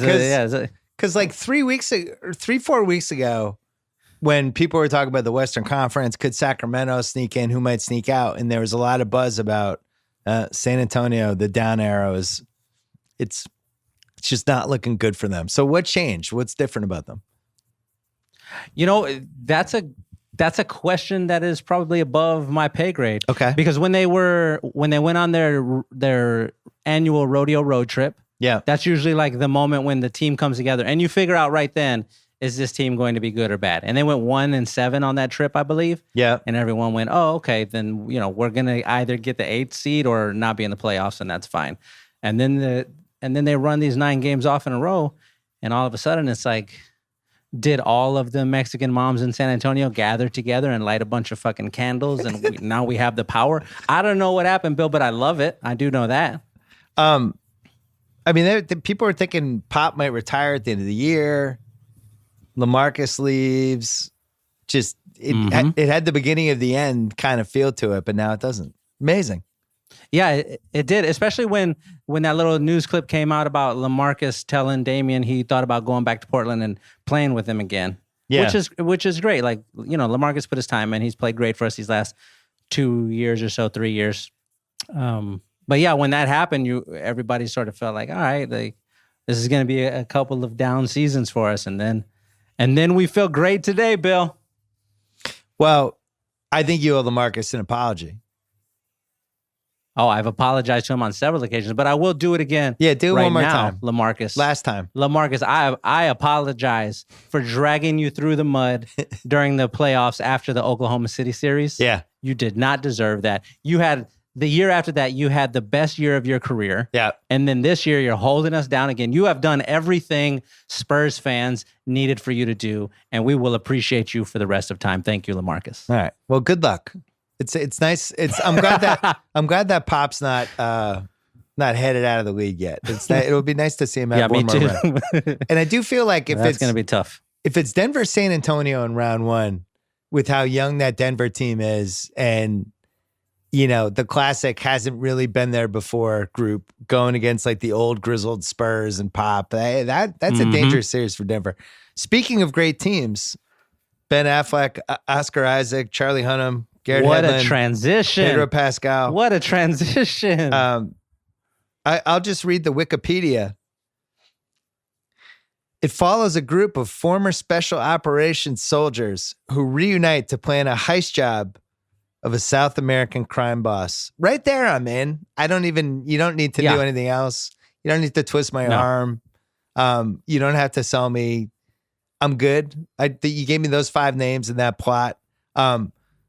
You've seen it how many times now? I have seen it 5 times now. 5. I mentioned this to you when we were texting the other night. I watched it the day it came out. Yeah. And I said, I don't know if I like this movie. I don't know if it does it for me. Let me watch it again. Thursday, I watched it. Saturday night, I watched it. I keep watching it over and over again, trying to figure out what I don't like about it and what I do like about it. Let me throw something out real quick before we get into the Triple Frontier thing, because I feel like the universe is telling us something. You mentioned the Spurs playing the Nuggets in the playoffs. We won a championship one year when we played the Nuggets in the first round. Ooh. I hope it happens again, Bill. It's all lining up. I'm just throwing that out there. So the interesting thing about Triple Frontier, it's Netflix and you have to choose to watch it. So you chose to watch it 5 times versus, if it was on HBO or Showtime or Cinemax, one of those things where you're just flipping channels and you just get continually sucked in. Right. With this new era now of streaming, you really have to choose to get sucked in. I watched Triple Frontier once. I'm like you. I'm probably going back this weekend, I think, for seconds, because I had some issues with it. I also really like parts of it. And we'll get to the big twist a little bit later, because I don't, if people haven't seen it yet, I don't want to ruin the movie. Okay.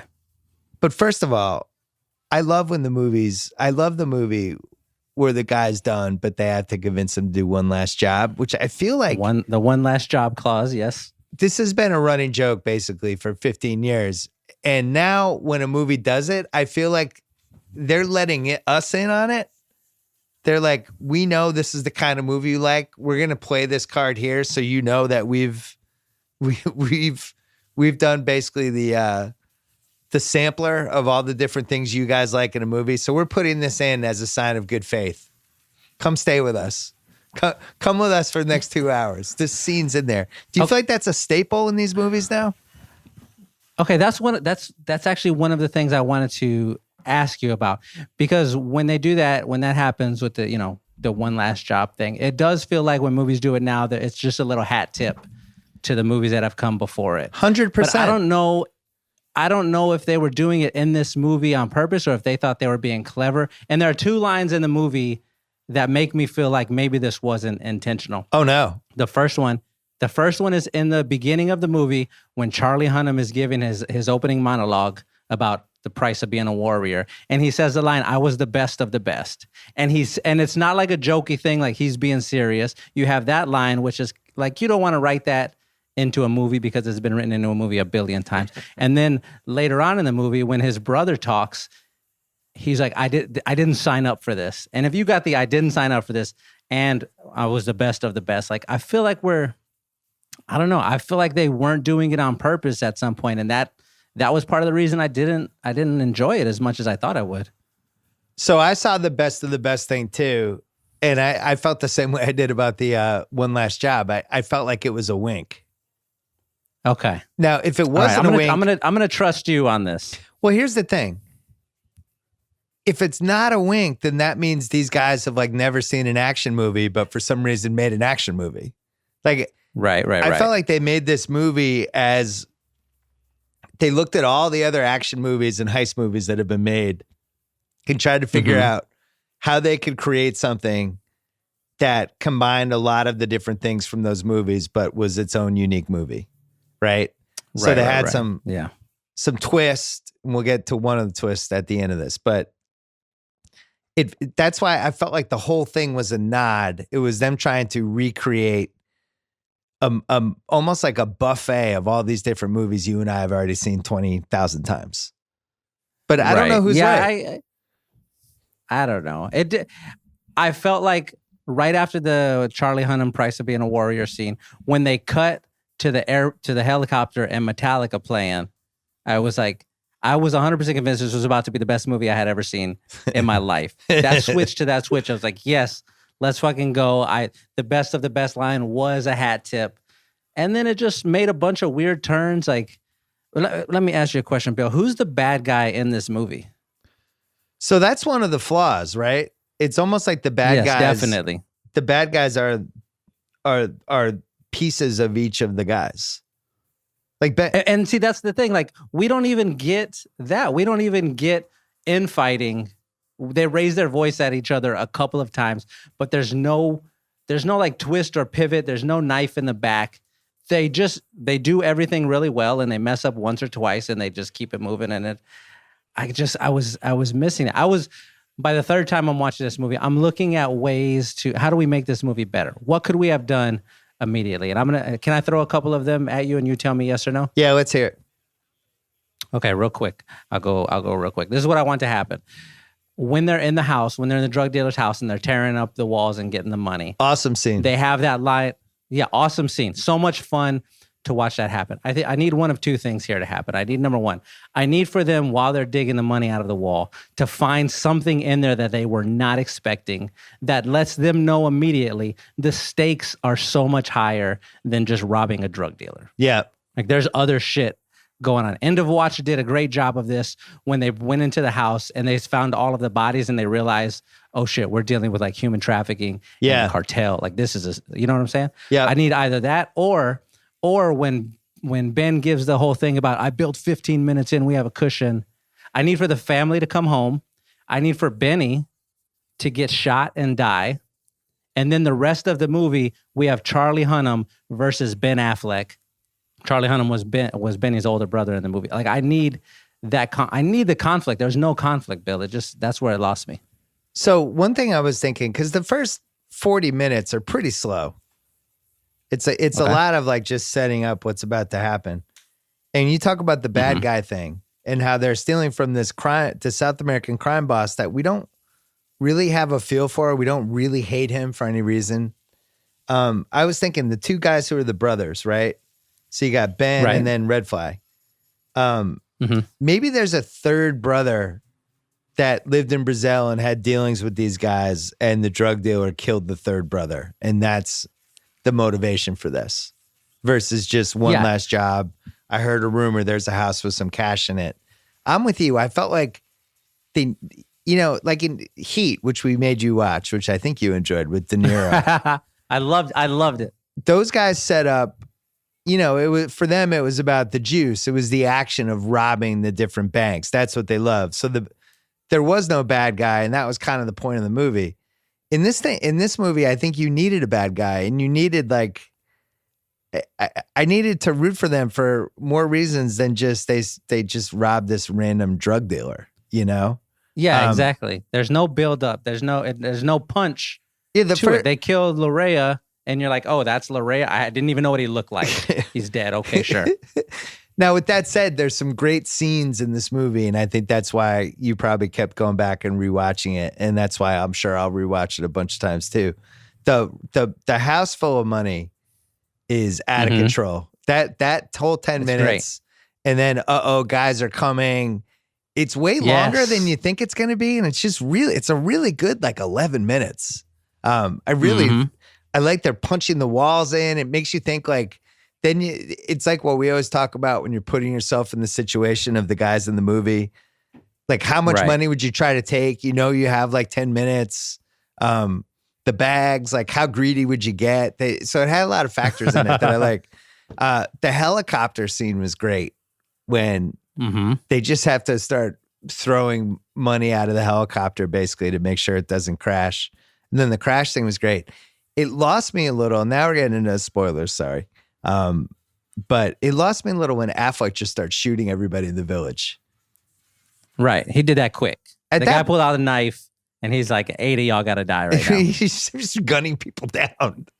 And Affleck was supposed to be the guy that was the least heisty of all these guys, right? He was the toughest one to rope in. He seemed like he was a decent guy. He's trying to be a realtor. He's trying to sell some condos. Not really working out for him. Hasn't been in the gym in a while. Needs to change his diet, maybe. But yeah, and then he the flip switches. But I guess my biggest issue out of all this was these guys were kind of dumb. These guys were kind of, so? Yeah, I felt like they were dumb. You know, I don't think they were dumb. I think we get a glimpse of how smart they are when the guys come home when they're robbing the house, right? And they immediately come up with a plan. And they're like, we're gonna hunt and we're gonna kill quickly. Call out the kills so we don't get surprised. I'd never seen that in a movie. They already knew how many guys were coming back, so they knew how many to count for. I thought that was really clever and really good. I thought that's when the movie was going to take off. Was right after that. I thought for the rest of the movie, it's gonna be like fucking Lone Survivor, where it's just mayhem for the last hour. And it didn't happen. But no, I don't think they were dumb. But you just made my point. But these were these great special ops guys, right? And that scene in the house, and you get to see it. You're like, oh shit, these guys are fucking badasses.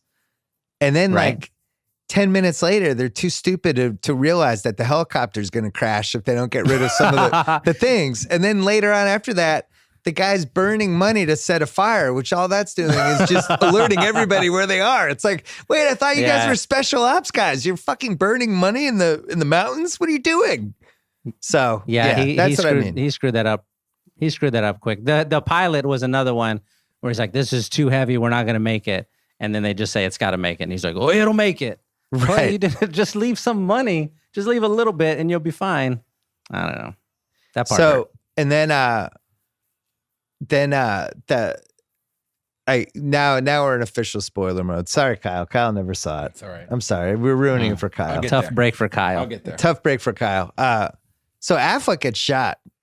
Oh. Mm-hmm. And it's a startling death scene, and it kind of makes the movie in a lot of ways. It just did not expect it. I thought for sure he was going to be the hero. And okay, this is where you and I divert from each other. I didn't feel one single emotion when he died. I didn't care about him in the movie. I didn't care about his relationship with his daughters. I wasn't surprised that he was the one who died because they do enough quick shots of the kid after Ben Affleck kills everybody. They do enough quick shots of the kid for you to know, like, okay, this kid is going to do something. He's got that look in his eye. And after they make it out of the house and nobody dies, like that's the moment where either you send the movie spinning forward or everybody has to survive until we kill the main guy. Like those are the only two options. Once they made it through the house, I was 100% certain Ben Affleck was going to die. Wow. I thought it would be a little more heroic than that, but I knew he was going down. Maybe it was the brutality of he's just, that's it. Boom. Shot in the head. He's out. Yeah. Done. See you. Another piece of evidence for you saying that maybe these guys weren't the smartest is Benny runs up on Affleck as soon as Affleck gets shot, and he tells him, he grabs him and he's like, come on. But he has a gigantic hole in his head already. Yeah, and his eyes are open. I don't think it's going to work out for you, Benny. I think he's gone.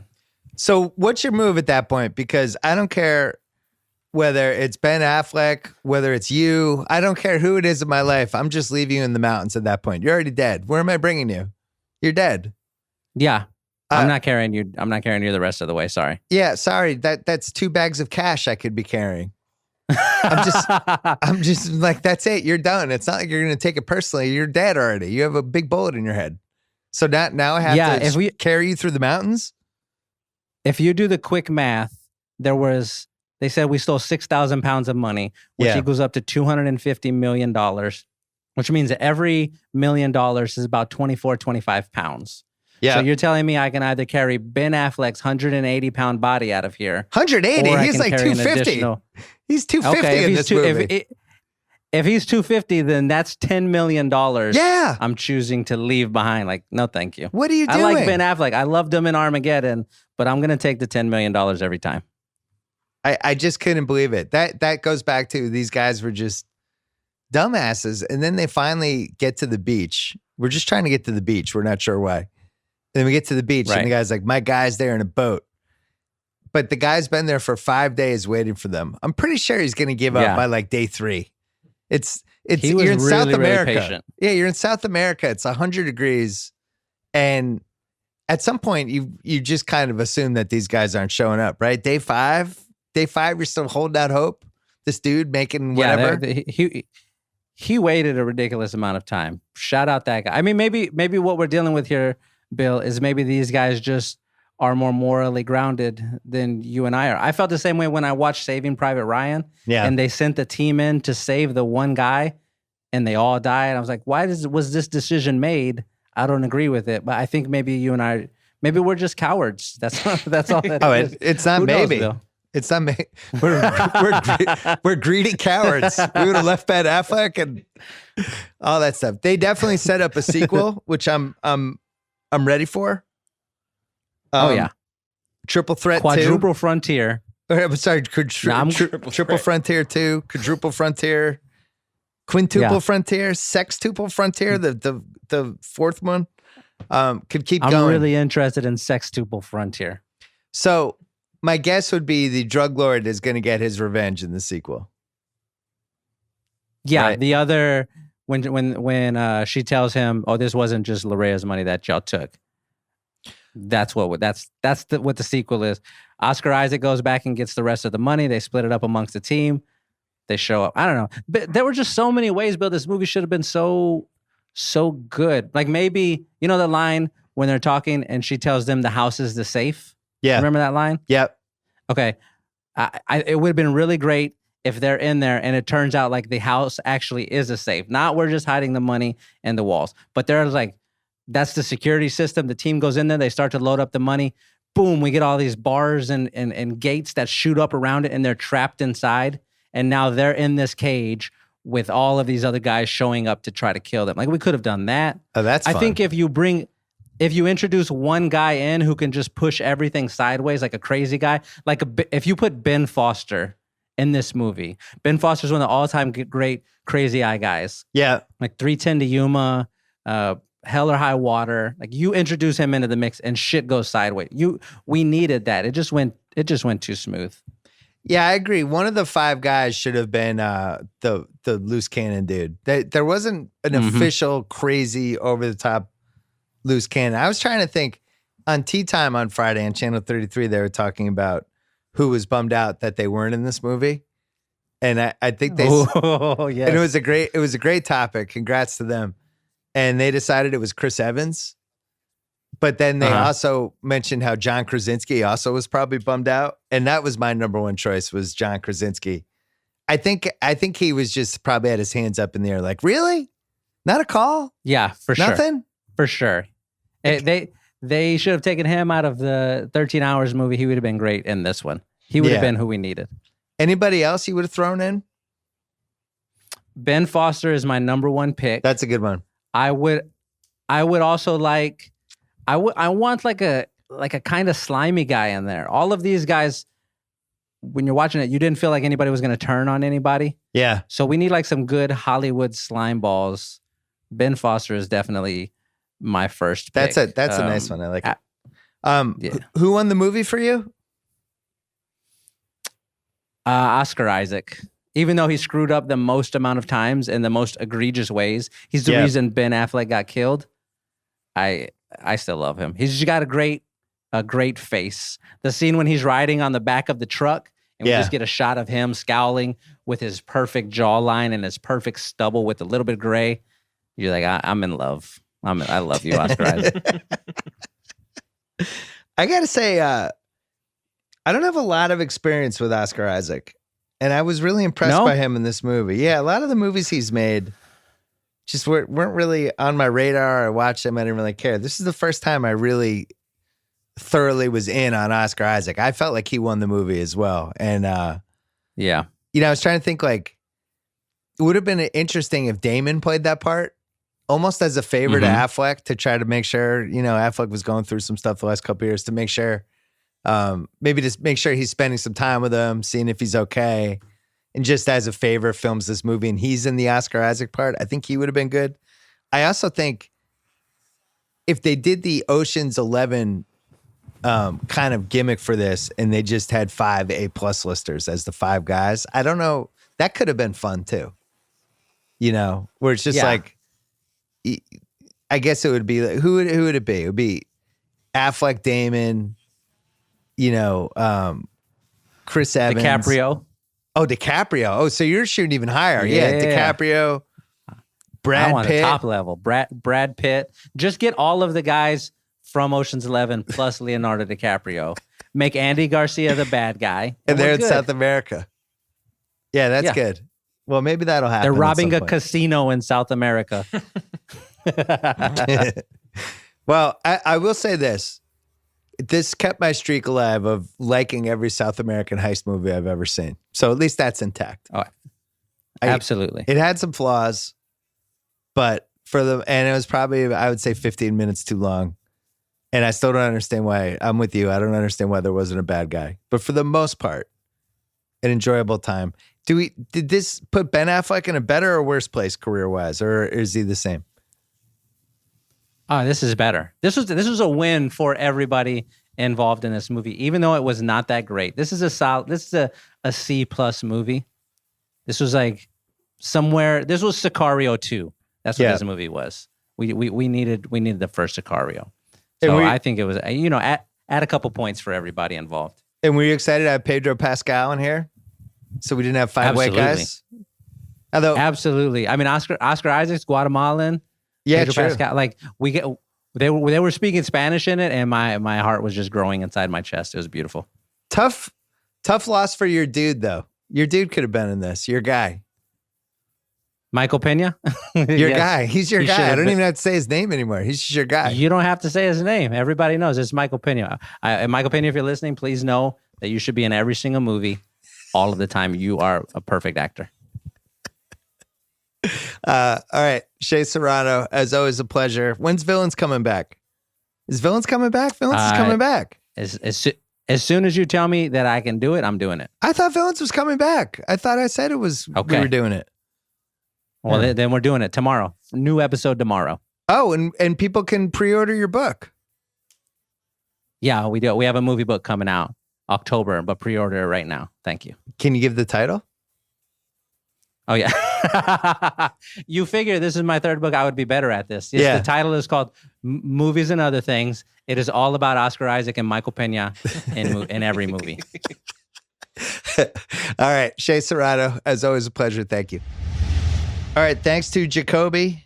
Thanks to Shea. Thanks to Clark. Thanks to SoFi.